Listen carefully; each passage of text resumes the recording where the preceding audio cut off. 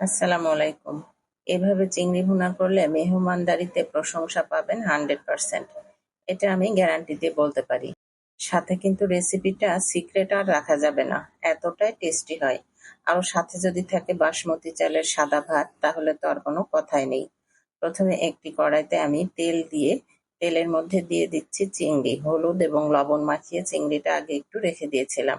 খুব বেশি না, সামান্য সময়ের জন্য রাখলেই যথেষ্ট। এবার চিংড়িটা আমি খুব অল্প সময়ের জন্য ভেজে নিব।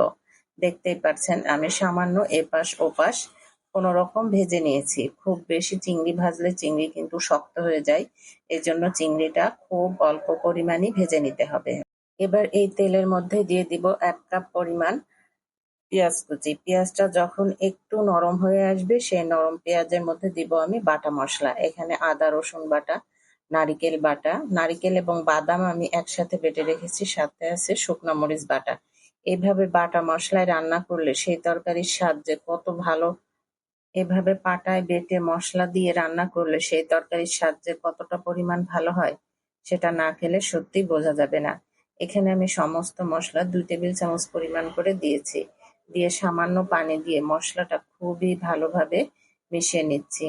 এখানে আরো দিয়েছি আমি সামান্য পরিমাণ চিনি, টক দই এবং সামান্য গরম মসলা। এখানে 1/2 টেবিল চামচ করে গরম মসলা আমি ব্যবহার করেছি। প্রত্যেকটা মসলা দিয়েই এবার মসলাটা খুব ভালোভাবে, আমি কিন্তু সময় নিয়ে খুব অল্প পরিমাণ পানি দিয়ে দিয়ে মসলাটা খুব ভালোভাবে কষিয়ে নিয়েছি।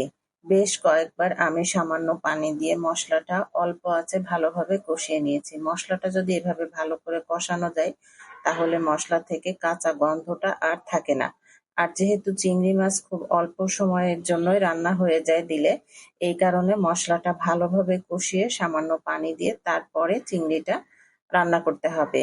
এখানে আমি আরো দিয়েছি কিছু কাঁচামরিচ এবং 1 চা চামচ ভাজা জিরার গুঁড়া। ভাজা জিরার গুঁড়াটা এখানে অবশ্যই ব্যবহার করতে হবে, তাহলে এখান থেকে খুব ভালো একটি ফ্লেভার পাওয়া যাবে।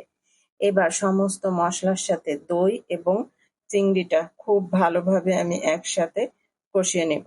তেলটা উঠে, আমি কিন্তু তেল উঠে আসা পর্যন্ত একটু সময় নিয়ে ঢাকা দিয়ে দিয়ে রান্নাটা শেষ করে নিয়েছি। শেষের দিকে এখানে অবশ্যই ব্যবহার করতে হবে পেঁয়াজের বেরেস্তা। পেঁয়াজের বেরেস্তা দিলে রান্নার শেষে যে কি পরিমাণে একটি সুঘ্রাণ পাওয়া যায়, সেটা না খেলে সত্যি বোঝা যাবে না। তৈরি হয়ে গেল দারুণ মজাদার দই চিংড়ি। মেহমানদারিতে বিভিন্ন পদের সাথে যদি এইভাবে দই চিংড়িটা তৈরি করে দেওয়া যায়, তাহলে সত্যিই আলাদা প্রশংসার দাবিদার হবেন।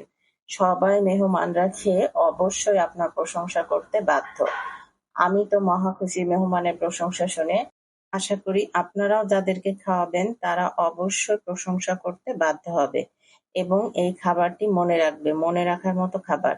আশা করি আপনাদের ভালো লেগেছে। ভালো লাগলে লাইক, কমেন্ট, শেয়ার দিয়ে পাশে থাকবেন। আজকের মতো বিদায় নিচ্ছি মজাদার দই চিংড়ি খেতে খেতে। আশা করি দেখা হবে আবার অন্য এপিসোডে। আল্লাহ হাফেজ।